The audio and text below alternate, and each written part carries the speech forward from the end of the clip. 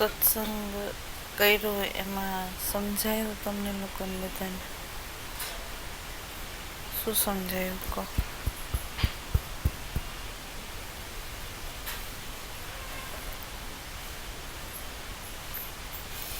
આપણે મંગળવારે સત્સંગ કર્યો એમાં વ્યસન એટલે સંબંધ પ્રથમ લીધો આપણે, બરાબર? એમાં તમે શું સમજાય?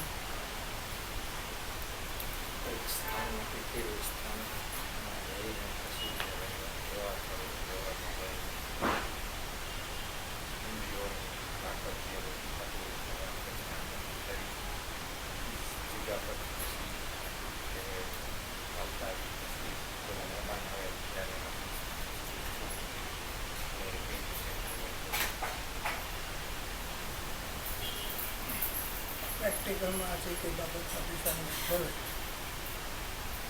વસ્તુ, વ્યક્તિ, પરિસ્થિતિ, કોઈ પ્રસંગ બંધાય, કોઈ કારણ બને, તો એમાં આપણે કેવળ નિરીક્ષક બનવાનું છે.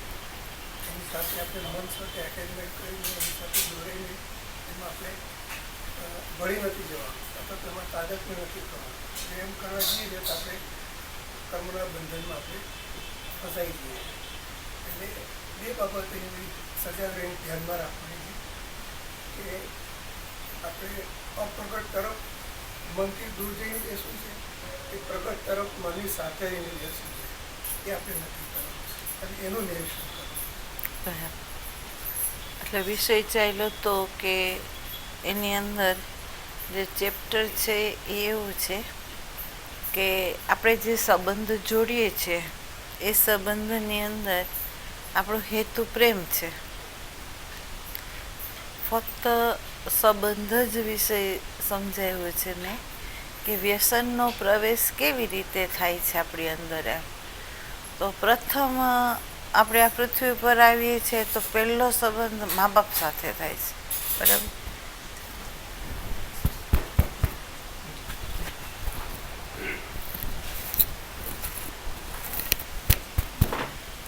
બરાબર. એટલે પહેલો જે સંબંધ છે આપણો એ મા બાપ સાથે થાય છે, બરાબર?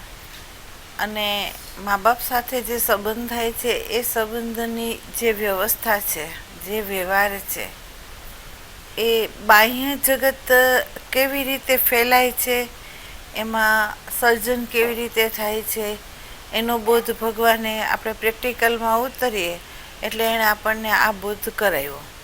પણ આ બોધને જ આપણે અંદર લઈ જવાનો છે અને એ અંદરની અંદર આપણને એ સમજાવવામાં આવ્યું કે વૃત્તિ છે એ પ્રકૃતિ છે, એ સ્ત્રી છે, અને અંદર રહેલો જે દ્રષ્ટા છે એ પુરુષ છે, બરાબર? જેને આપણે અખંડ હું પણ કહીએ છીએ, એ હું જ પુરુષ છે. બધાની અંદર એક જ પુરુષ વ્યાપીને રહ્યો છે અને વૃત્તિ છે એ સ્ત્રી છે, અને એ બંને દિગંબર હોય તો જ જ્ઞાનનું સર્જન થાય, નહીં તો સર્જન ન થાય, બરાબર? એટલે આપણે વ્યવહારની જે વ્યવસ્થા છે, જે જીવનમાં આપણે જીવીએ છીએ એ જીવનની અંદર જ શાસ્ત્ર છે. શાસ્ત્ર બહાર છે જ નહીં. એ શાસ્ત્રમાંથી આપણને આપણે જે પ્રેક્ટિકલ જીવન જીવીએ છીએ એમાંથી આપણે શાસ્ત્ર ઊભા કર્યા છે, બરાબર? તો એમ કે ઉપનિષદનો અભ્યાસ ને બધું તો ઋષિવરોએ 25 વર્ષની અંદર કરાવ્યો. ગ્રસ્થિની અંદર પ્રવેશ કરીને પ્રેક્ટિકલ જીવન કેમ જીવવું તો એ આપણને એણે બતાવ્યું, બરાબર? પણ આપણે તો અત્યારે પૂરા બેહોશ છે. અત્યારે આપણે 25 વર્ષ સુધી અત્યારે કોઈ આપણને સંત મળતો નથી કે આપણને ગ્રસ્તી કેમ જીવવું એનું એ ભાન કરાવે, બરાબર? એટલે પતિ પત્નીનો સંબંધ કઈ રીતે હોય તો એની અંદર અધ્યાત્મ પ્રગટ થાય અને પરિપૂર્ણ રીતે એ પોતાની કેસેટને કોરી કરે અને મુક્ત થાય. એ આ જીવન યાત્રામાં જ મંગળવારે તમને જે દૃષ્ટિ આપી છે એ દૃષ્ટિથી જો જીવાય તો પતિ પત્નીના સંબંધની અંદર અહંકાર વિલીન થાય છે અને પ્રેમનું પ્રાગટ્ય થાય છે બંને દ્વૈતમાંથી અદ્વૈત થાય છે. પ્રકૃતિ પુરુષમાં લય પામે છે અને એ લય પામ્યા પછી જે પ્રગટ થાય છે એ આત્મબોધ છે. આત્મા સિવાય કંઈ રહેતું નથી. બરાબર. પણ પતિ પત્નીનો આ રીતનો સંબંધ હોય તો એ તમને જે મંગળવારે સમજાયું એ રીતે જો તમારી દ્રષ્ટિ હોય, ખુલ્લી હોય, તો સમષ્ટિની પ્રકૃતિ, વ્યક્તિગતની પ્રકૃતિ છે એ બેની અંદર ઓબ્ઝર્વેશન કરો તો જે ભેદ આપણને બતાવે છે એ જ એની અંદર છે, વ્યવહારની અંદર. બરાબર. આજે આપણે બીજો વિષય એવી રીતે લઈએ છીએ સંબંધનો છે. તો એક પતિ પત્નીના સંબંધની અંદર જ્ઞાન કેવી રીતે સર્જન કરવું આપણી અંદર, એનો બોધ પતિ પત્નીના વ્યવહારમાં જ રહેલો છે, સમાયેલો. કે અંતર સાધના કેમ થાય, તો બારે સર્જન કેમ થાય એમ અંદર જો તમે એમ થાવ તો સર્જન થાય. તો વૃત્તિ અહંકારથી દિગંબર થાય. દ્રષ્ટા દિગંબર જ છે. બરાબર. પણ એ સક્રિય તો થાય કે આપણી વૃત્તિ જો નિષ્ક્રિય થઈ જાય, એને શરણાગત થઈ જાય તો એ સક્રિય થાય અને તો આપણા અંતઃકરણ રૂપી ગર્ભની અંદર એ જ્ઞાનને પ્રદાન કરે, નહીતર કરે નહીં. આ ચોખ્ખી વાત છે. બરાબર.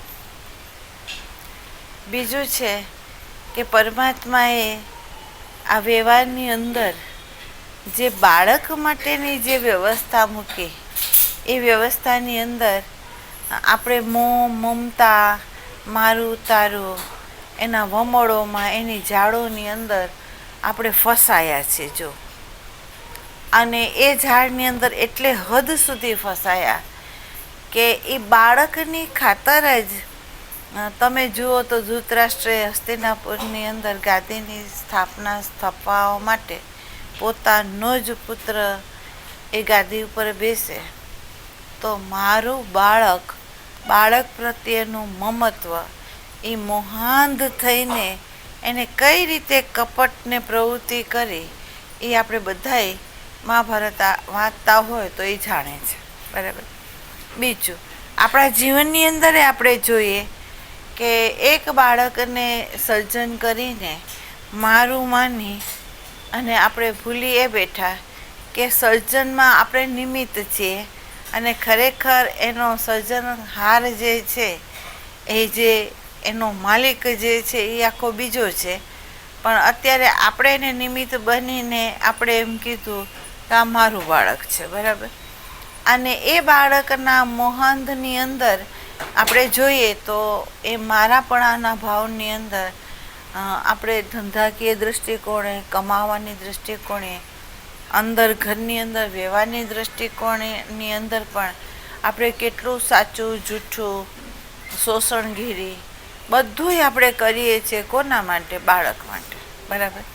અને એ બાળકને મારું માનીને આપણે જે અપ્રગટમાં સ્થિર રહેવાનું હતું એને બદલે પ્રગટમાં સ્થિર થયા અને પ્રગટમાં સ્થિર થઈને એટલું હદ સુધી મમત્વ રહ્યું કે કદાચ જો આપણું મૃત્યુ થાય ને તો બાળકની જ વાસનાએ આપણને પાછા જન્મ મરણના ચક્રાઓમાં નાખે છે.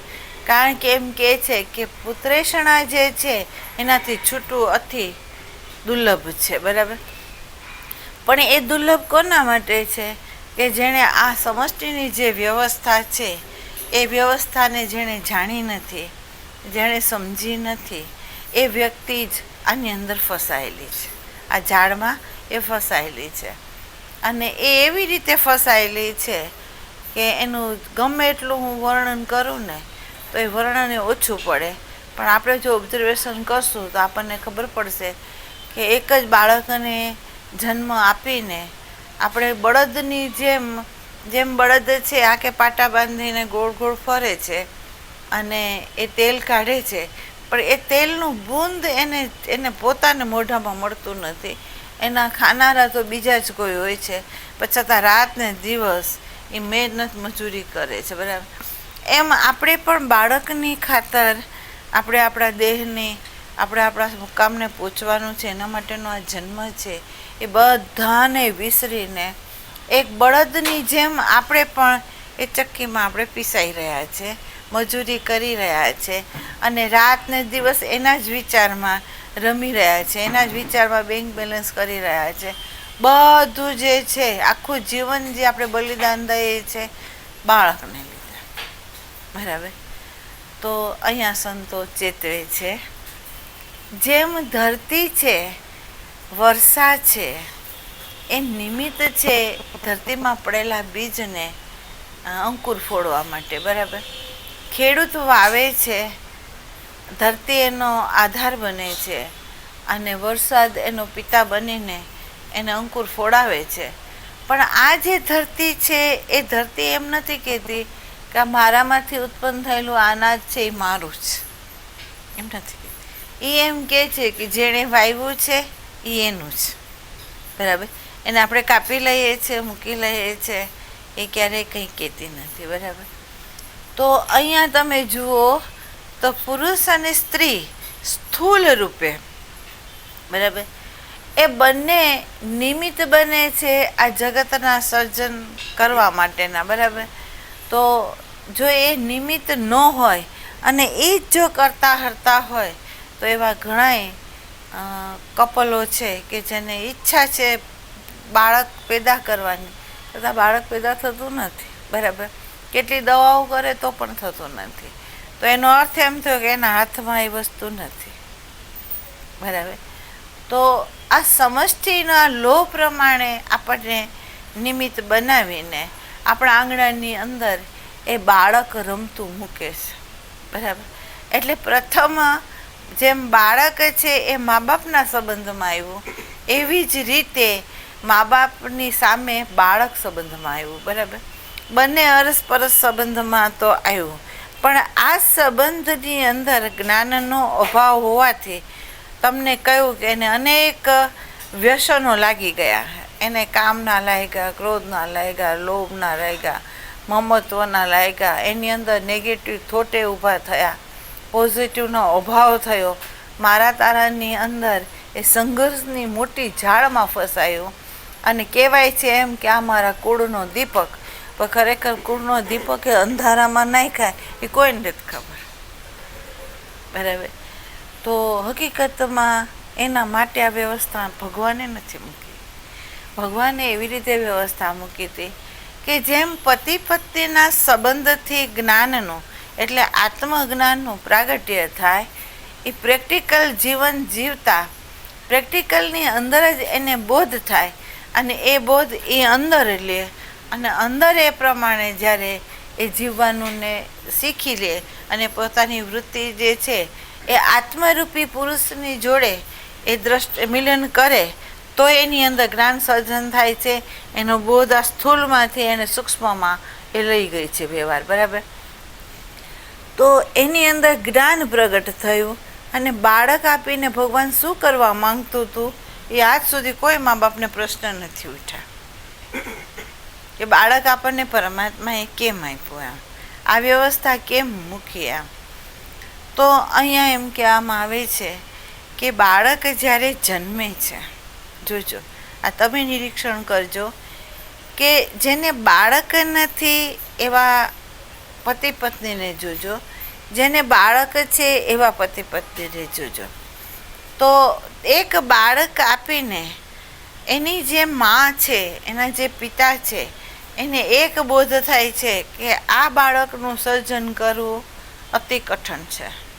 બરાબર. એના માટે તપ કરવું પડે છે 9 મહિના સુધી. બરાબર. અને જે સર્જન થાય છે એ અસહ્ય પીડાથી એ સર્જન થાય છે. જીવની સાથે જીવ ઊભો રહે છે ત્યારે એનું સર્જન થાય છે. બરાબર.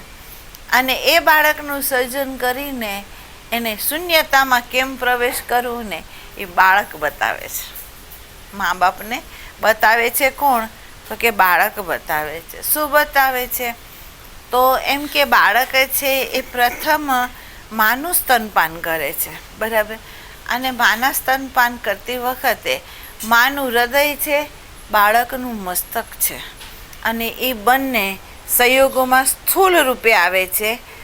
બાળક છે એ સ્તનપાન કરતાં કરતાં માતાના સ્મરણમાં જાય છે, અને માતા સ્તનપાન કરાવતા કરાવતા બાળકના સ્મરણમાં જાય છે અને બંને એકબીજાના સ્મરણ સાથે વિલીન થાય છે અને વિલીન થઈને તમે જોજો બાળકે ચિરનિંદ્રામાં વહી જાય ને માતાએ ચિરનિંદ્રામાં વહી જાય છે. એ બતાવે છે કે શૂન્યતામાં બંને પ્રવેશ કરે છે. જેમાં માં નથી રહેતી, બાળક નથી રહેતું, ત્યાં અદ્વૈતતા સધાય છે. બરાબર. 5 સુધી કોઈ માતાને આ ખબર નથી. બરાબર. એ તો એમ કહે છે કે બાળકને સ્તનપાન કરાવતા હું ઊંઘી ગઈ ને પેલું ધરાઈ ગયું એટલે ઊંઘી ગયું. હકીકતમાં એમ નથી, કારણ કે એનું મસ્તક જે આ ભાગ છે ને એ માતાના હૃદયને અડે છે. બરાબર. અને આપણા હૃદય સ્થાનથી અંદર પરમાત્માનું સ્થાન છે. બરાબર. તો અહીંયા શૂન્યતા શું છે? તો માતા જગત વિસરે છે, બાળક જગત વિસરેલું છે અને બંનેની અંદર બીજો કોઈ વિષય નથી, ખાલી બે સામસામે જ ઊભા છે એટલે વિલીનતા સર્જાય છે અને એની અંદર એકતા આવે છે. બરાબર. તો અહીંયા એમ કહેવામાં આવે છે કે આપણે પણ પરમાત્માની સાથે એકતા લેવી હોય તો આ વૃત્તિ છે એ બાળક છે અને પરમાત્મા છે આપણી અંદર એ માતા છે, કારણ કે આપણું પોષણ એ કરી રહ્યું છે, આપણને ઉર્જા એ આપી રહ્યું છે અને એ ઉર્જા જો આપણને ન મળે તો આ વૃત્તિરૂપી બાળક કોઈ કાર્ય કરવા તત્પર ન થાય. બરાબર. વૃત્તિની આવશ્યકતા છે. બરાબર. બીજું, બાળકના જન્મ પછી માતાને ઈશ્વર તરફની ગતિ થાય છે. હકીકતમાં જોજો, બાળકને કંઈ પણ થાય તો માં પ્રથમ પરમાત્માને યાદ કરી લે છે. બરાબર. બાળકની રક્ષણ માટેની અંદરે માતા શું કરે છે તે તમને બતાવું. એક તો બાળક સદા સુરક્ષિત રહે, આયુષ્યવાન રહે, એની અંદર વિદ્યાનું પ્રદાન થાય, એના માટે માં છે એ પરમાત્માની પ્રાર્થના, મંત્ર જપ, દાન, પૂન, દયા એ બધું એની અંદર આવે છે. ક્યારે આવે છે? જ્યારે એને બાળક જન્મે છે ને ત્યારે આવે છે. બરાબર. અને એ બધું કોના માટે કરવા તત્પર થાય છે? તો કે બાળક માટે તત્પર થાય છે કે બાળકને કંઈ ન થવું જોઈએ.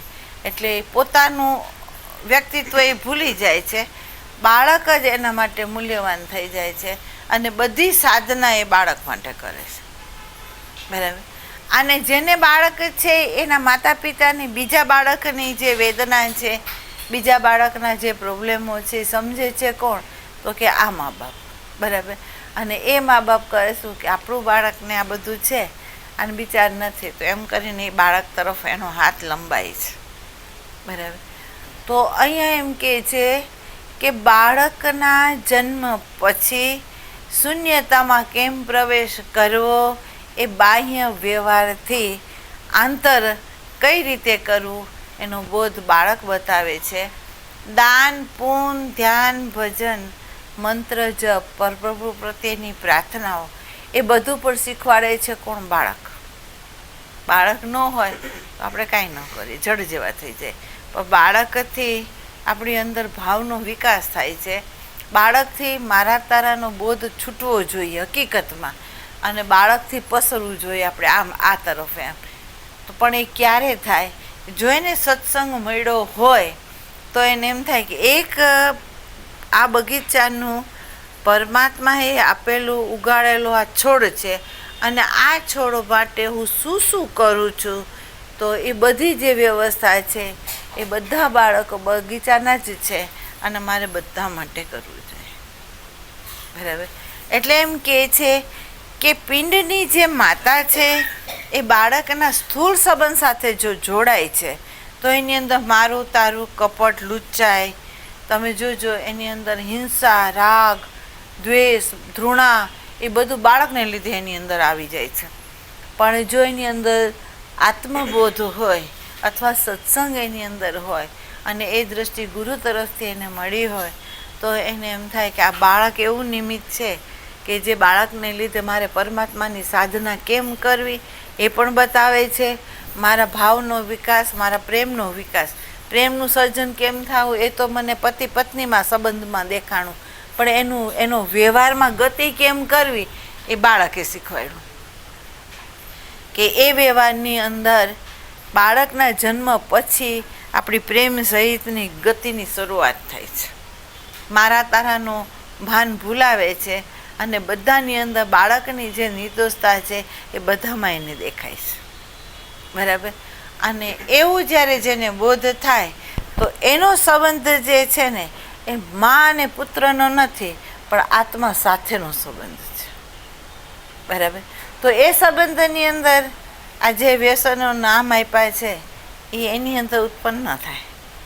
બરાબર. એની અંદર તો વ્યસનથી એ છૂટે અને ઉલટાનું જે પરિબળ છે એનું આખું મૂળ સહિત ત્યાગ જે છે ને એ બાળક શીખવાડે છે, બીજું કોઈ શીખવાડતું નથી. જોજો, કોઈ પણ બાળક પીડિત હોય બીજાનું પણ આપણને આપણું બાળક દેખાવા માંડે અને આપણને એમ થાય કે આપણા બાળકને આમ હોય તો આપણને કેવી પીડા થાય, એમ એના મા બાપની પીડા છે. એટલે આપણે એની તરફ વ્યવહારમાં ગતિ કરીએ છીએ. બરાબર. તો આ શીખવાડે એટલે એમ કે છે દાનનો પ્રવેશ, પુણ્યનો પ્રવેશ જે થાય છે એ બાળક થકી થાય છે. અને પ્રેમ સહિત વ્યવહાર બહાર કેવી રીતે ગતિ આપવી એ પણ આપણને બાળક શીખવાડે છે.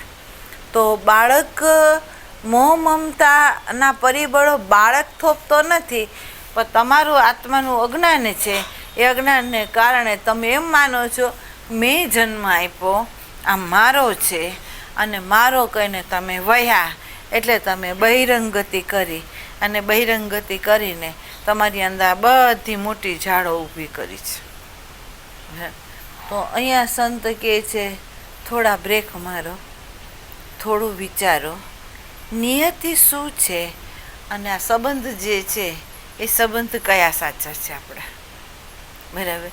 તો તમે જુઓ, તમને ખ્યાલ હોય તો એક વખત અહીંયા વિષય અહીંયા હેલો હશે કે પેલા મકાનમાં હેલો હશે મને નથી ખબર, પણ એક મા તરીકે સાચી કઈ મા કેવી, તો એમ કે છે કે મહારાષ્ટ્રની અંદર જ્યારે મહારાષ્ટ્રીયન જાતિને જ્યારે પીડા શરૂ થઈ અને એ વખતે જીજાબાઈએ જોયું કે નારીઓની ઇજ્જત તો લૂંટાય છે અને કોઈ આનું રક્ષણ કરી શકતું નથી અને હાહાકાર મચી ગયો છે, તો એને એક સંકલ્પ કર્યો સદાશિવ આગળ. એણે આરાધના કરી અને આરાધના કરીને એવું બાળક માંગ્યું કે જે બાળક મહારાષ્ટ્રીયન જે જાતિ છે એનું એ રક્ષણ કરી શકે, એની શીલનું રક્ષણ એ કરે, એવી એને આરાધના કરી અને ખરેખર એને શિવાજી જેવો બાળક મળ્યો. બરાબર. તો એક માતાએ જાતિના રક્ષણ માટે જન્મને ઉત્પન્ન કર્યો. બરાબર. એક માતા છે કે જેને એમ કહેવામાં આવ્યું કે જો તું શરીર છોડે તો તારા ગર્ભની અંદર વંશ પરંપરાગત જે બાળકો છે ગાદીના વારસદાર, તો એ પણ મરી જશે. તો તારે અયોધ્યાની ગાદીના વારસદાર તરીકે પણ તારે આ બાળક માટે જીવવું પડશે. બરાબર. તો એ માતા સીતા હતી કે જેને કુળનું લક્ષ્ય રાખીને, એકલા કુળનું, જાતિનું નહીં, કુળનું લક્ષ્ય રાખ્યું અને ગાદીનો વારસદાર પોતાના ગર્ભમાં છે એટલે એ ગર્ભના રક્ષણની ખાતર પોતે ગમે એવું કષ્ટ પડ્યું તો એણે વેઠ્યું છે અને એ બંને બાળકોને જન્મ આપીને રાજનીતિ, બાણ વિદ્યા એ બધું એને શીખવાડ્યું. પછી એના માટે શીખવાડ્યું તો અયોધ્યાની ગાદી માટે. બરાબર. તો રામની વંશાવલી વધારવા માટે સીતા માતાએ 2 બાળકોને જન્મ આપ્યા. છે માતા. બરાબર. આ માતા છે જીજાબાઈ કે જેણે જાતિને લક્ષ્યમાં રાખીને બાળકને જન્મ આપ્યો. પણ એમ કે સૌથી શ્રેષ્ઠ માતા કઈ? આ બધી માતાઓ છે, પણ જોજો એક પિંડની માતા છે. આ તે આપણે સમગ્ર સમાજની અંદર આપણે જોઈ રહ્યા છે કે બાળકને જન્મ આપે છે. જોજો, શરૂઆત તો એવી હતી કે આપણા કુળના દીપક માટે જન્મ આપવો. બરાબર. હવે એમ નથી. હવે એવો લક્ષ્ય નથી. એ લોકોની અંદર અત્યારની જે પ્રજા છે એની અંદર તો પોતાની વાસનાની પૂર્તિ જ કરવી છે. બાળક નથી જોતા એને, તો બાળક થઈ જાય છે. હવે એ બાળક થઈ જાય છે, એ બાળક માટે એને ઉપાધિ થાય છે, અને ઉપાધિ થાય છે એટલે પણ છતાં એને પોતે હવે મા બાપ થયા અને બાળક જ થયા છે, તો બાળકની વ્યવસ્થા માટે એ હવે વ્યવસ્થા કરે છે. બરાબર. પણ જે અસલના મા બાપનું જે હાર્દિક જે ભાવ હતો એ અત્યારે તમે જુઓ તો અત્યારના મા બાપમાં જોવા નથી મળતો. પણ આના માટે જેની વાસનાની પૂર્તિ માટે બાળકો જન્મી ગયા છે. હવે કરવું શું? હવે એને સંભાળવા પડશે. બરાબર. તો એ સંભાળી રહ્યા છે, સંભાળવા પૂરતા.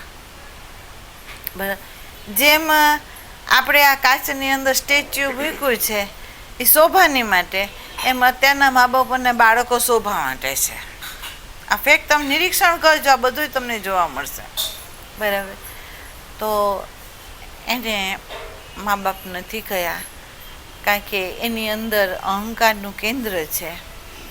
ક્યાંક અહંકાર સહિત ભાવ છે, ક્યાંક અહંકાર સહિત વિચાર છે, અને ક્યાંક અહંકાર સહિત ફક્ત આ સ્થૂળ દેહ છે. અને એ દેહની થકી જે આ બાળકો ઉત્પન્ન થયા છે એ બાળકોના સંબંધની અંદર પરિધિની અંદર ભ્રમણ થશે, પણ મુક્તિ નહીં. પરિધિની અંદર એનો જન્મ થશે, પણ કેવલ્ય જે મુક્તિ છે એ આ સંબંધમાં અત્યારની પ્રજામાં નહીં થાય. એને સત્સંગની જરૂર છે. તો એમ કે એ સત્સંગ માતા મદાલસા લઈને બેઠી હતી. મદાલસા પતિના સહયોગમાં જ્યારે આવવાના હતા ત્યારે એને એના પતિને કહ્યું કે હું લગ્ન કરું, કારણ કે એના રૂપમાં મોયા હતા. તો કે લગ્ન કરવા એ પોતે તત્પર તો થયા. એ કે હું લગ્ન કરું, પણ મારી એક શરત છે. શું શરત છે? તો કે લગ્ન પછી જે બાળક થાય એ બાળક 16 વર્ષનું જ્યાં સુધી ન થાય ને ત્યાં સુધી હું તમને એમનું મુખ ન જોવા દઉં. જોજો, 16 વર્ષનું થાય ત્યાં સુધી હું તમને એનું મુખ જોવા ન દઉં. તો તમે આ મંજૂર હોય તો તમારી સાથે લગ્ન કરો, નહીં તમારે લગ્ન કરવાની જરૂર નથી. બરાબર. અને એ રાજન તૈયાર થયા. માતા મદાલસાને બાળક થયું. માતા મદાલસાને સાચા સંબંધની ખબર છે. જો જે વાત છે આત્મલક્ષી સંબંધમાં જે જોડાય છે એનો વ્યવહાર, એની વ્યવસ્થા, એનું કાર્ય કેવું હોય એમ. તો અહીંયા એમ બતાવવામાં આવે છે કે માતા મદાલસાએ 16 વર્ષ સુધી બાળકને હાલરડામાં ને બધામાં એક જ જ્ઞાન આપ્યું કે તું તને જાણ, બીજા કોઈ નહીં. આ તને દેહ મળ્યો છે એ 84 લાખ યોનિઓમાંથી છૂટવા માટે મળ્યો છે. બરાબર. અને આ દેહ કેવો છે? તો પરિવર્તનશીલ છે, એ અખંડ નથી. પણ તારો જે આત્મા છે એ અખંડ છે. અને આ તારું કર્તવ્ય છે કે આ દેહ મળ્યા પછી તારા આત્માને સાધી લેવું. બરાબર. 16 વર્ષ સુધી બાળકને સતત આ સિંચન એણે કર્યું, અને બાળક મહાજ્ઞાની થયા. અને 16 વર્ષ પછી જ્યારે એના પિતા આગળ ગયા ત્યારે એ બાળકો ઊભા જ રહ્યા, નમન ન કર્યું, બાજુમાં ન બેઠા. પણ એણે એમ કીધું કે આદેશ આપો પિતાજી કે જેથી અમે વનમાં વિચરીએ. બરાબર. 1 બાળક ગયું, 2 બાળક ગયું, 3 બાળક ગયા. રાજાને ચિંતા લાગી કે મારી ગાદીનો વારસદાર. બરાબર. તો એના મોઢા ઉપરથી એણે જોયું એટલે એણે કહ્યું કે ભાઈ તમે આમ જ જો કરશો રાણી તો મારા ગાદીનો વારસદાર એકે નહીં રહે એમ. એટલે રાણીએ કહ્યું કે હું વારસદાર આપીશ તમને. બરાબર. ચોથા બાળકને આખી રાજનીતિ શીખવાડી એણે, બાણ વિદ્યા એને શીખવાડી. અને 16 વર્ષનું થયું ને છોકરો એટલે એને રાજમાં મોકલ્યો. તો એ રાજમાં ગયો તો તલવાર સાથે ગયો અને એને કીધું કે મારું આસન આપો. બરાબર. અને જેમ પાટવી કુંવર હોય અને જેવી રીતે હક જટાવે અને જે એની અદા હોય એ અદા મદાલસાના ચોથા બાળકમાં હતી, બરાબર. અને રીતસર એ રીતે બેઠો, બરાબર. એટલે રાજન ખુશ થયો. રાજન ખુશ થયો એટલે આણે કીધું કે હવે ગાદીનો વારસદાર મળ્યો, હવે વાનપ્રસ્થ આપણે ગ્રહણ કરવાનું, બરાબર. પણ જોજો, માતા મહેલમાંથી નીકળી બહાર નીકળ્યા પછી એને યાદી આવી કે મારા 3 બાળકોને મેં ઉપરથી નીચે ઉતાર્યા છે. નિમિત્ત બનીને મેં એવા જીવોને ઉતાર્યા અને મેં એવું કાર્ય કર્યું કે એ લોકો મુક્ત થયા, બરાબર. પણ આ ચોથું જે બાળક છે એને મેં આ ગર્ભમાં ઉતારીને અન્યાય કર્યો છે. એને હું પરિધિમાં ભમતો મૂકીને જોઈશ અને એની માતા મદાલસા એક નહીં રહે, અનેક માતાઓ થશે એને, બરાબર. એને પીડા થઈ અને એને રુદન આવ્યું. ત્યારે રાજાને કહ્યું કે રાજ છોડતા આ રાજનું મમત્વ જાગ્યું તમને અને રુદન આવ્યું એમ. ત્યારે મદાલસાએ કહ્યું કે મને રાજ છોડતા રુદન નથી, તમારું એક કામ અધૂરું છે, એ હું હમણાં કરીને આવું છું. અને એણે એક ચિઠ્ઠી લખી, ચિઠ્ઠી માદળિયામાં બાંધી અને જઈને એના નાના પુત્રના હાથે એ બાંધી દીધી ને એને એમ કીધું, બેટા જ્યારે વિપત્તિ આવે, તને કોઈ ઠેકાણેથી આશરો ન મળે, ત્યારે આ માદળિયું ખોલજે, તને રસ્તો બતાવશે, બરાબર. માતાએ માદળિયું બાંધ્યું અને બહાર નીકળી ત્યારે મુક્ત થઈને નીકળી, બરાબર. અને ખરેખર એમ કહેવામાં આવે છે કે આડોશ પાડોશના રાજાઓએ ચડાઈ કરી, રાજ લઈ લીધું. બાળકને, રાજાના કુંવરને મારવા તૈયાર થયા એટલે કુંવર ભાગ્યો, વનમાં ગયો અને એક ઝાડ નીચે આરામ કરતા હતા અને તરસાને ભૂખ્યા હતા. એટલે એને યાદ આવી એની માં, અને પછી એને માદળિયું યાદ આવ્યું. માદળિયું ખોલ્યું તો એની અંદર એના જે બીજા 3 ભાઈઓ છે એ ક્યાં છે એ એમાં બતાવ્યું હતું ને એને એમ કહ્યું કે ભાઈ આગળ તું જઈશ તો તને સહાય મળશે. એ ભાઈ આગળ ગયો. ભાઈએ પ્રથમ આત્મબોધ આપ્યો અને આત્મબોધ આપ્યા પછી એ ભાઈઓના મદદ થકી એને પાછું રાજ લીધું અને રાજગાદી ઉપર બેસાડ્યો. પણ બેસાડ્યો ત્યારે એને આત્મબોધ લઈને બેસાડ્યો, બરાબર. એટલે રાજ કર્યું પણ આત્મબોધ સાથે કર્યું, બરાબર. તો આ છે માં, બરાબર, જેનો સીધો સંબંધ બાળક અને માતાનો જે સીધો સંબંધ છે એ આત્મા સાથે છે, ન દેહ સાથે, ન ગુણ સાથે, ન જાતે સાથે, ન સ્થાન સાથે. એની અંદર વ્યસન ઉદ્ભવે જ નહીં, બરાબર. એની અંદર વ્યસનનો બાદ થઈ જાય, એની અંદર અશાંતિનો બાદ થઈ જાય, એની અંદર પ્રેમ જ હોય, બીજું કંઈ હોય નહીં. તો આપણે પણ મા બાપ તો છીએ, પણ આપણે આ ભૂમિની ઉપર બાળકોને લાવીએ છીએ, પણ એ બાળકોને આપણે શું આપીએ છીએ તો કે સમાજના મૂલ્યાંકનો.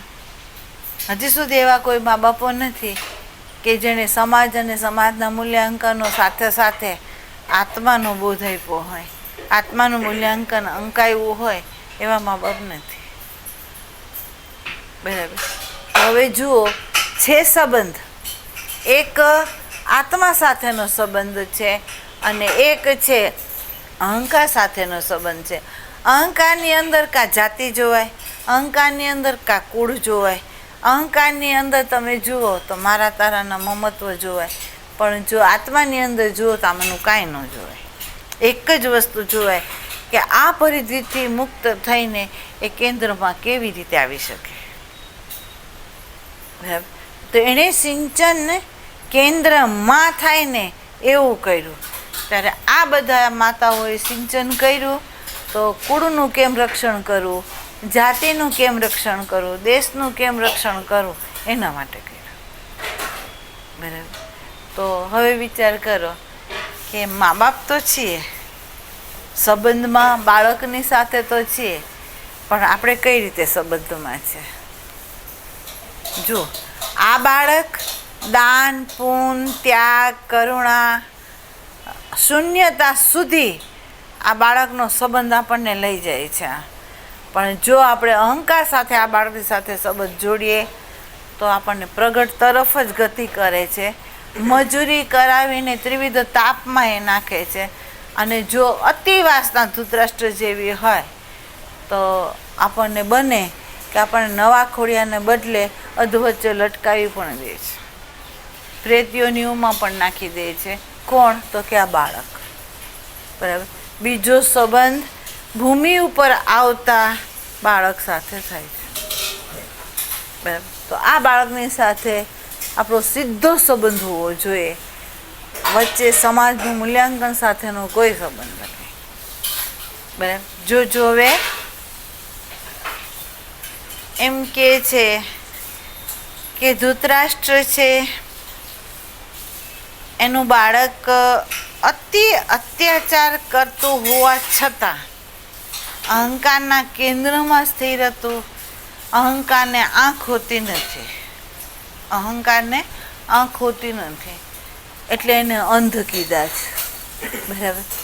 તો અંધ આંખવાળો જે માનવ હોય એને બહારની વ્યક્તિ ગમે એટલા ઉપદેશ આપે અથવા ગમે એટલું સમજાવે ને તો એ આ કાનેથી સાંભળીને આ કાનેથી બહાર ફેંકી દે છે, પણ અંદર ઉતારતું નથી. બરાબર. એટલે એને એટલી હદ સુધી રાગ, દ્વેષ, કપટ, લુચ્ચાઈ, ધૃણા, હિંસા એટલી વ્યાપેલી હોય છે કે એનું નિરીક્ષણ જો આપણે મહાભારતમાં કરીએ ને તો બતાવ્યું છે. ધૃતરાષ્ટ્ર એક જ પાત્રનું આપણને બતાવ્યું છે કે અહંકારના કેન્દ્રમાંથી બાંધાયેલો જે સંબંધ, જોજો ગાંધારી પત્ની રૂપે છે, અહંકારના સંબંધમાંથી બંધાયેલો જે સંબંધ એણે આંખ હોવા છતાં પાટા બાંધી દીધા, દ્રષ્ટિ હોવા છતાં પાટા બાંધી દીધા. અને એને બતાવ્યો કે મને પતિ પ્રત્યે પ્રેમ છે. કયો પતિ? તો કે આ સ્થૂલ. બરાબર. અને અહીંયા જુઓ તો એ જ તમે જુઓ તો કુંતી માતા છે, એણે ક્યાંય પાટા નથી બાંધ્યા, એને ક્યાંય પાટા નથી બાંધ્યા. એને કૃષ્ણનો જ સંગ રાખ્યો છે અને એ સંગમાં રહીને હંમેશા દેખતી રહીશ, છેક સુધી દેખતી રહી છે. બરાબર. તો અહીંયા જુઓ પતિ પત્નીનો સંબંધ અહંકાર સાથે છે, બાળક અને પિતાનો સંબંધ અહંકાર સાથે છે. અને એ ચાલ કેવી રીતે ચાલ્યા છે એ આપણે બધાએ મહાભારત વાંચ્યું છે. બરાબર. અને જ્યારે વિનાશ થયો, આખું વિશ્વની અંદર જે થવું ઘટે એવી અરાજકતા વ્યાપાવી દીધી. અંદર કઈક નારીઓના સોહાગ એણે લૂંટાવી દીધા, કઈક માતાને પુત્ર વિહોણા કરી નાખ્યા અને પોતે પુત્ર વિહોણા થયા.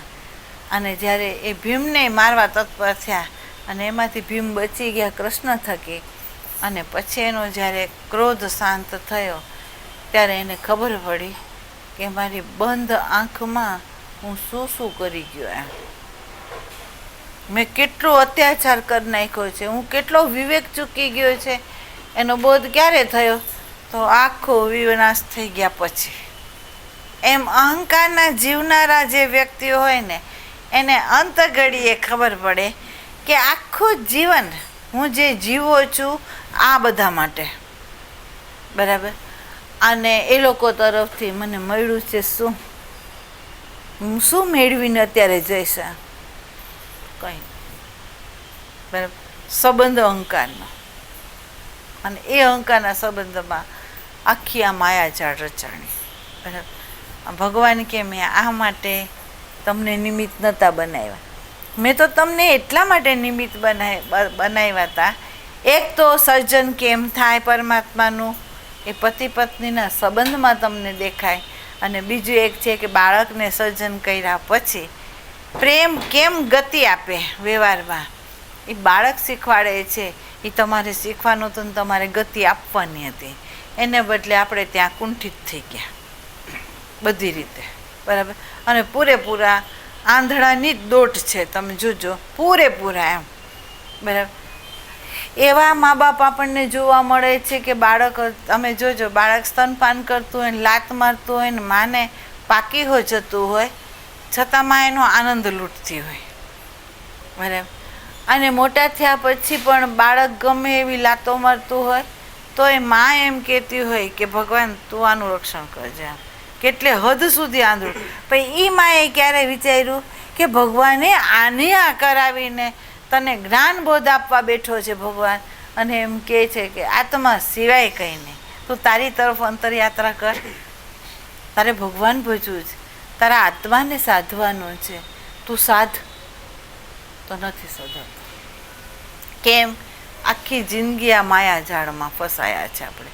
હવે અંત ઘડીએ કેવી રીતે આનાથી મુક્ત થવાય? એટલે શાસ્ત્રની અંદર બતાવ્યું છે, એક લોકેશણા, એક વિતેષણા અને પુત્રેષણા છે એ ભયંકર ઝાડ છે. એમાંથી ભલા એવા અધૂરા જે સંતો છે ને એ છટકી નથી શક્યા, એવા સાધકો એમાંથી નથી છટકી શક્યા, તો સંસારી કેવી રીતે છટકી શકે? બરાબર. તો બાળક આવતા ભજન થવું જોઈએ, બાળક આવતા પ્રાર્થના ભગવાન માટે ઉઠવી જોઈએ, બાળક આવતા દયા, કરુણા, ઉદારતા એ આપણી અંદર વિકસવી જોઈએ. કેમ? તો એ પ્રેમમાં છે, પ્રેમ શીખવાડે છે, અવરોધક પરિબળ જે છે એને ઉડાડવાની શક્તિ પ્રેમમાં છે, અને એ બતાવે છે કે પ્રેમની ખાતર તું વહ. અને આપણે બાળક આવતા જ રૂંધાઈ ગયા, વેવાનું જ બંધ થઈ ગયું આપણું, બરાબર. તો હવે તો આ સંબંધને કેવો ગણો? અહીંયા સંતો કહે છે કે વ્યસન બાહ્ય જે છે, પ્રકૃતિનું જે વ્યસન છે, દારૂનું હોય, ટીવીનું હોય, ગીતનું હોય, રેડિયાનું હોય, બહારની કોઈ વ્યસનની અંદર ગુટકા હોય, સિગરેટ હોય, જે કંઈ હોય, એમ ચા હોય, જે કંઈ, અથવા સત્સંગ. તો તમને અંદર એ પણ કીધું છે કે ધારો કે આમાંથી ઉઠીને, આ સ્થૂળ વ્યસનમાંથી ઉઠીને સૂક્ષ્મ વ્યસનમાંય આવ્યા આપણે, બરાબર, પણ વ્યસન જ રહી ગયું, આત્મા નહીં. કેમ? તો આપણું સ્થાન જ ખોટું છે, આપણે જ્યાં ઊભા છે એ જ ખોટા છે. અને સંતો બતાવે છે અહીંથી ઉઠ, આણે તને શીખવાડ્યું છે, અહીંથી ઉઠ, અહીંયા આવી છે, બરાબર. 5 પુત્રોને મરી ગયા પછી દ્રૌપદીને એમ કહેવામાં આવ્યું કે આ અશ્વત્થામાં આવ્યો, તું કે એ રીતે આને મારી આવ. અને એ દ્રૌપદી કૃષ્ણના સંગમાં હતી, કૃષ્ણા કહેવાણી હતી, અને એણે એમ કહ્યું કે હું એક માં છું, જોજો હું એક માં છું, મારા બાળકો મર્યા પછી એની પીડાને હું જાણું છું, તો આ પીડા હું મારી ગુરુપત્નીને કેવી રીતે આપી શકું? હું કયા ભાવે છૂટું આમાંથી આમ? અને એણે ક્ષમા આપી દીધી. વિચાર કરો કે ક્ષમા અપાય ક્યારે? કઈ સ્ત્રીઓ ક્ષમા આપી શકે? તો કે દ્રૌપદી આપી શકે. કેમ? કૃષ્ણના રંગે રંગાયેલી છે એટલે એ આપે છે, નહીં તો ના આપી શકે બીજી. તેને ક્ષમા આપી દીધી. તો હવે વિચારો, આ જે સંતો બતાવે ખરેખર આપણી ગૃહસ્થીનો જે વ્યવહાર છે, ગૃહસ્થીના જે સંબંધો છે એ આંતર વિકાસ માટે બંધાયેલા હતા, એને બદલે આપણે સંબંધ સ્થૂળમાં લાવી દીધા છે અને આપણો આંતર વિકાસનો રૂંધી નાખ્યો છે, બરાબર. પતિ પત્ની આધાર છે ઉતારવા માટે, અને બાળક આધાર છે એને અંતરયાત્રા કરાવવા માટે, બરાબર. બાળક પ્રકૃતિના ઐશ્વર્યને છોડાવવા માટે ઉત્પન્ન થયું છે, અને બા બાપ છે એને જીવન મુક્તિ આપવા માટે પેદા કર્યો છે. હવે વિચારો આપણે ક્યાં છીએ?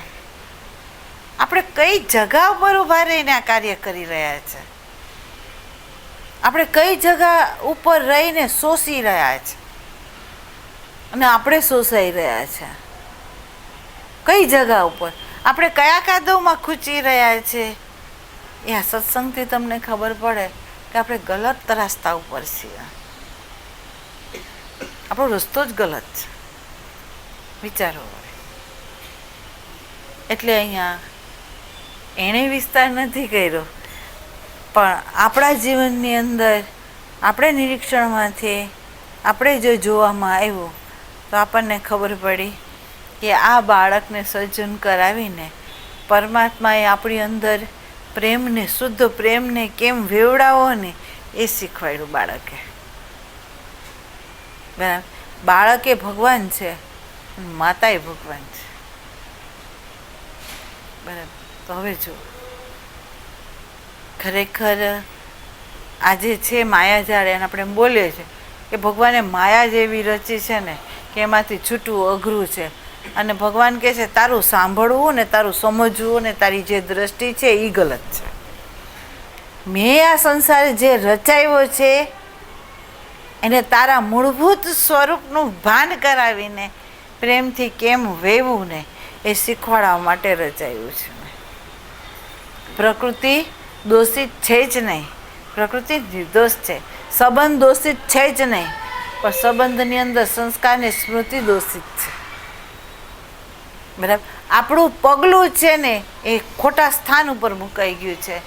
અને જો સાચો સત્સંગ મળે ને અહીંયાથી પગલું ઉઠાવીને દ્રષ્ટા ઉપર લઈ આવો તમે, તો તમને ખબર પડશે કે આ કેટલું વ્યવહારની અંદર શુદ્ધતા લાવે છે, કરુણતા લાવે છે, મારાપણું તોડાવે છે, અદ્વૈતતા કેવી રીતે સ્થપાવે છે અને કેવી રીતે વેવડાવે છે, પ્રકૃતિના ઈશ્વરને કેવી રીતે ત્યાગ કરાવી દે છે. એક બાળક આ કામ કરે છે. એટલે પરમાત્મા ખુદ બાળક રૂપે પ્રગટ થઈને પ્રેમ કેમ કરવો ને એ શીખવાડવા માટે જન્મો છે. પ્રકૃતિના ઐશ્વર્યને કઈ રીતે દાન કરી દેવું ને બાળક શીખવાડે છે આપણને. પરમાત્મા ખુદ જ અંશ રૂપે આવ્યો છે. આપણો જ અંશ રૂપે પરમાત્મા જ આવેલો છે. તો હવે જુઓ કે આ પ્રમાણે આપણી દૃષ્ટિ છે. સાવ આંધળા થઈ ગયા હોય, ધૃતરાષ્ટ્ર જેવા થઈ ગયા હોય અને ભગવાન આગળ જાણતા અજાણતા કૃત્રિમ ભાવે પણ કોઈ સાધકે માગ્યું હોય હે ભગવાન મને તારો બનાવજે, બાકી બધું છોડાવજે, તો હવે દ્રષ્ટિ તો નથી આપણી પાસે. બરાબર. એણે છોડાવવાનું શરૂ કર્યું. એણે છોડાવવાનું શરૂ કરતી વખતે એણે કીધું કે સાચા સંબંધમાં આવ, ખોટા સંબંધને છોડ. બરાબર. તારો દેહ નિમિત્ત છે, સમષ્ટિના લો પ્રમાણે બાહ્ય સંબંધ છે, વાસ્તવમાં નથી. વાસ્તવમાં જે સંબંધ છે એ હું તને બતાવું છું. તારા આત્મા સિવાય જે કંઈ છે એનાથી હું તને દિગંબર કરું છું. બરાબર. તો મોહ પત્નીમાં હોય કે પતિમાં હોય કે બાળકમાં હોય કે પ્રકૃતિના ઐશ્વર્યમાં હોય, તો પરમાત્મા જ્યાં જ્યાં તમારો રાગ હોય ત્યાં ત્યાં પરમાત્મા સામે ઊભો થઈને એક એવો વ્યવહાર કરે કે વ્યવહાર કરીને આપણને બતાવે કે આ સંબંધ સાચો છે, આમાં શાંતિ, પ્રેમ, આનંદ મળશે ખરું. આના સલામતીના અંદરમાં હું જે જીવું છું તો આમાં સલામતી છે ખરી. જો ખુલ્લી આંખ કરીને, ઘણા લોકોને દેખતા નથી ને આમ પોળી આંખ કરીને એમ કે જો હવે તને તોય ન દેખાતું હોય, ચશ્મા પહેર, હું જે આપું છું એ ચશ્મા પહેર અને ચશ્મા પહેરીને તું આને જો. સંતો ચશ્મા પહેરાવીને બતાવે છે કે તારી પુત્રેષણા છે, તારી લોકેષણા છે, તારી વિતેષણા છે, તું જો આ ત્રણ તને શું કરે છે. તે તારો અમૂલ્ય જે હિરલો છે આત્મરૂપી એને ખોડાવી રહ્યો છે અને તને કાદવમાં ભમાવી બરાબર નવડાવી રહ્યો છે અને પરિધિની અંદર ભમાવી રહ્યો છે. તું કા ન સમજ. વ્યક્તિ દોષમાં જ નથી. પરમાત્મા આંખ ખોલાવા બેઠો છે. અને જો આપણને ખબર પડે કે આ પરમાત્મા આપણને બતાવી રહ્યો છે તો હવે આપણે આમાંથી મુક્ત થવાનું છે. આપણે આમાં રહેવાનું નથી. સાચા સંબંધમાં આપણે આવવાનું છે. તો સાચા સંબંધમાં આ સત્સંગ લાવે આપણને. પ્રેક્ટિકલમાં ઓબ્ઝર્વેશન કરજો. આડોશ પાડોશ જ્યાં જ્યાં અહંકાર થકે સંબંધ બંધાયેલા છે, શરૂઆતની અંદર લાગે કે પૂરેપૂરો પ્રેમ છે, મહારાજ છે, એવું લાગે છે. પણ જ્યારે અમુક સમય જાય અને પછી જોવા મળે ત્યારે એ એમ બોલે કે સાલ હું તો માનતી હતી મારા, પણ મારું તો આમાં કાંઈ નથી, કોઈ નથી. હવે કોઈ નથી એ હકીકત બતાવી, એમાં સ્થિર રહી શકીએ છીએ આપણે? અહંકાર બફર કરે છે, અહંકાર બફર કરે છે. આપણને આનાથી બચાવ્યો, બીજા એમ નથી એટલે બીજાની જોડે સંબંધ જોડાવે. બરાબર. સંતો કહે છે કે અમે એકમાંથી જ સમજી ગયા. સંતો શું કહે છે? અમે એકમાંથી સમજી ગયા, અમને આમાંથી ખબર પડી ગઈ કે આમાં કોઈ આપણું નથી. બુદ્ધ ભગવાને જોયું, વિચાર્યું અને એને ખબર પડી પરમાત્મા સિવાય, આત્મા સિવાય કોઈ આપણું નથી. બરાબર. એવું નિરીક્ષણ જે છે, એવો જે સંબંધ છે, એ આ સંતે બતાવ્યો કે તમે સ્થૂળ વ્યસન સુધી ક્યારે જાઓ, મૂળ સ્ત્રોતમાં જ તમારું અજ્ઞાન હોય તો જ તમે આમ જાઓ, નહીં તો ન જાઓ. તો જ તમારો ખાલીપો તમે ભરવા માટે બહારના સાધનને શોધો છો, બહારની વ્યક્તિને શોધો છો. પણ જો આત્મામાંથી જ બધું મળતું હોય તો બહારનું કોઈ શોધવા નહીં જાય. અને એક એક સંબંધ જે છે એ તમે જોઈ લેજો કે તમારી આયુષને લૂંટી રહ્યો છે, તમને આપી નથી રહ્યો કંઈ. આપશે કંઈ જ નહીં, કંઈ જ નહીં આપે, એની તાકાત નથી આપવાની. તો આપણામાં કહેવત છે, મરેલી માને ધાવે એ બાળકને શું દૂધ મળે. બરાબર. જે સ્મૃતિ અને સંસ્કાર છે તો મરેલા છે, અને એમાંથી આપણને કેવી રીતે અમૃત મળશે? કેવી રીતે માનશો કે આમાંથી અમૃત મળશે?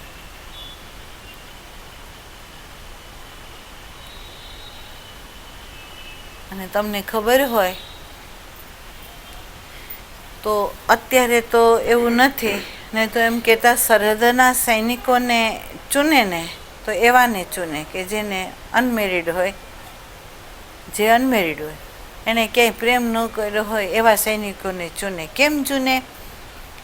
કે જે વ્યક્તિ કોઈની સાથે જોડાયેલી ન હોય ને એ મોત માટે લડવા તૈયાર થઈ જાય. કારણ કે એ શું કે કાં મારું છું ને કાં તો મરું છું. બરાબર. કારણ કે મારી પાછળ કોઈ છે જ નહીં. બરાબર. પણ જો એને કોઈની સાથે પ્રેમ થાય તો એ સરહદની લડાઈની અંદર લડવા માટેનો પાત્ર ન રહે. બરાબર.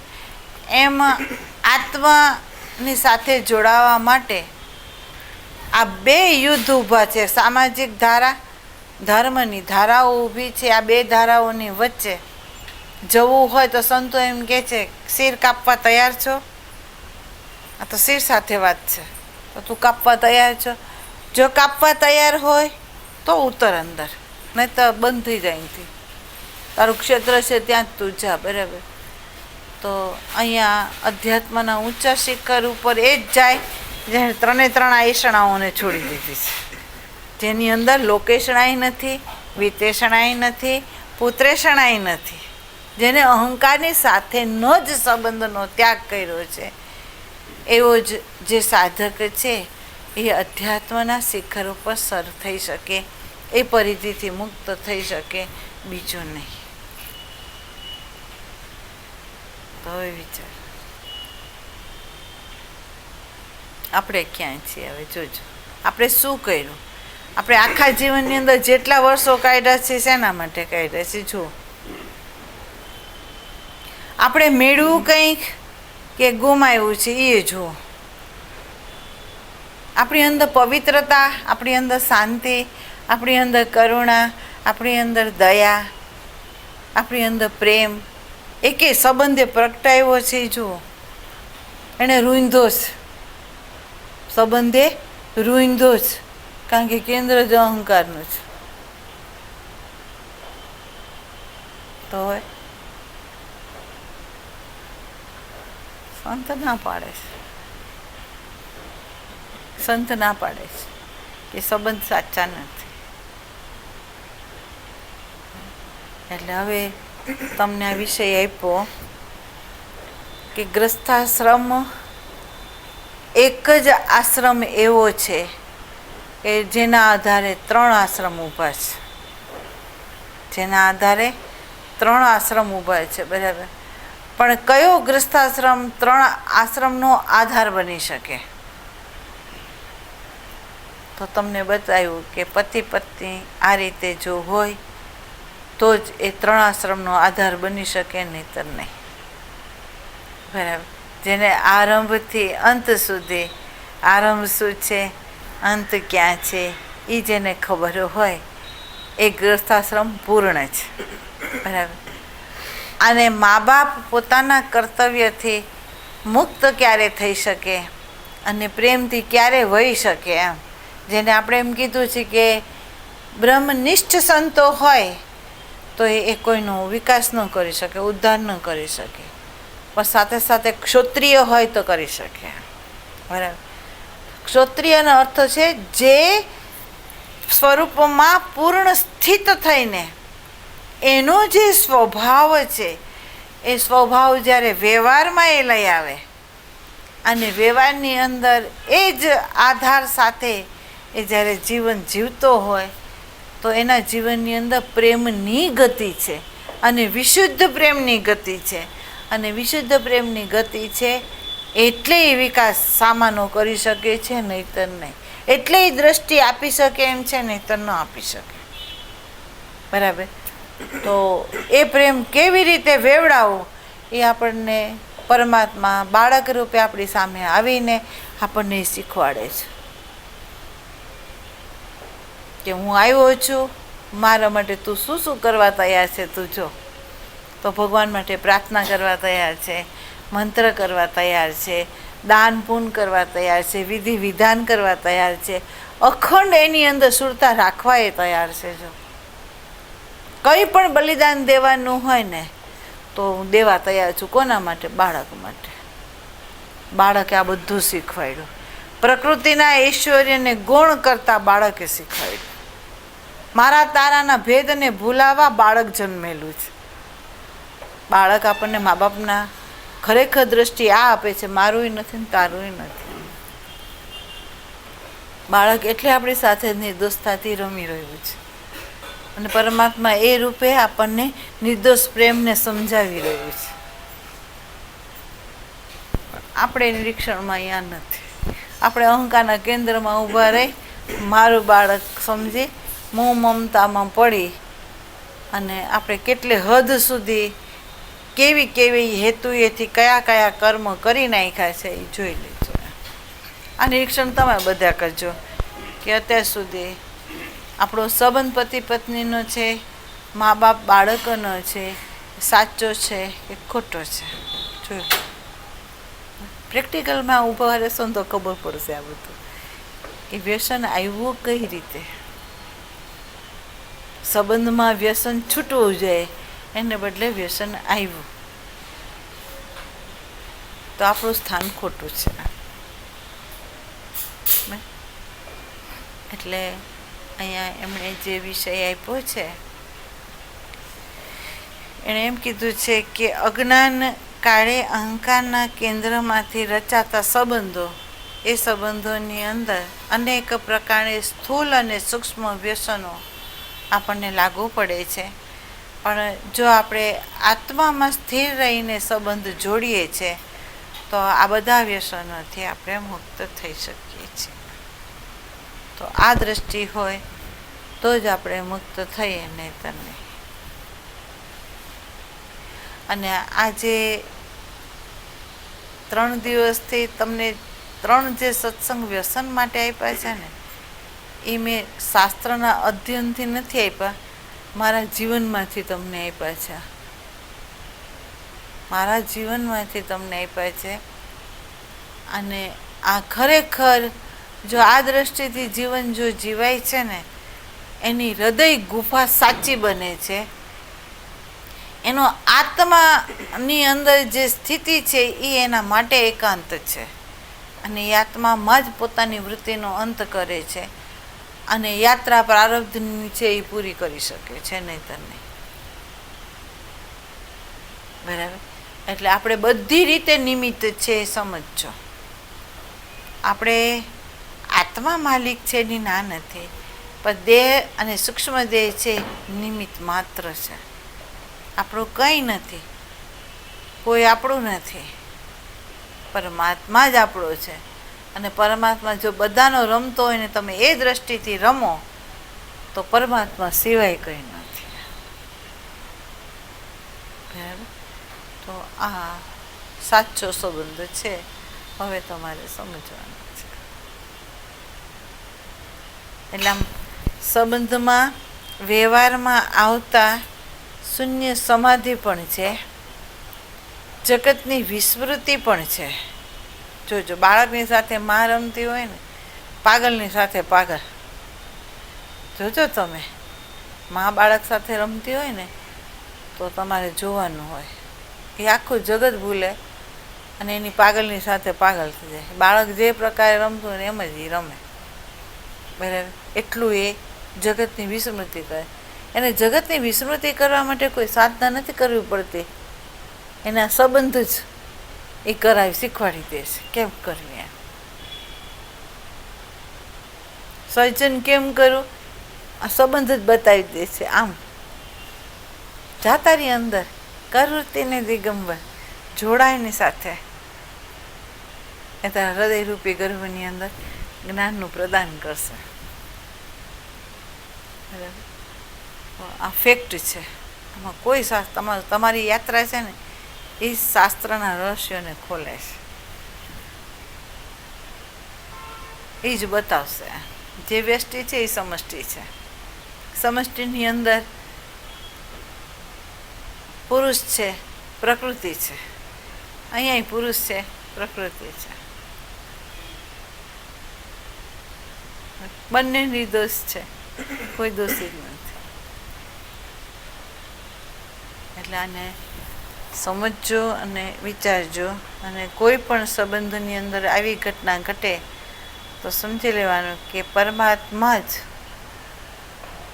આપણું જે અંધપણું છે એ દૂર કરીને દેખાડવા માંગે છે કે તું તારું કેન્દ્રથી જ્યાં જોડાયો છે ને એ ખોટો છે, તોડા સંબંધને. આ શીખવાડવા માટે. અને જો કોઈ વ્યક્તિ આ પોઝિટિવમાં લે તો પરમાત્મા જ આપણી આસપાસ રક્ષણહાર બેઠો છે, બીજો કોઈ બેઠો નથી. જોવા મળશે.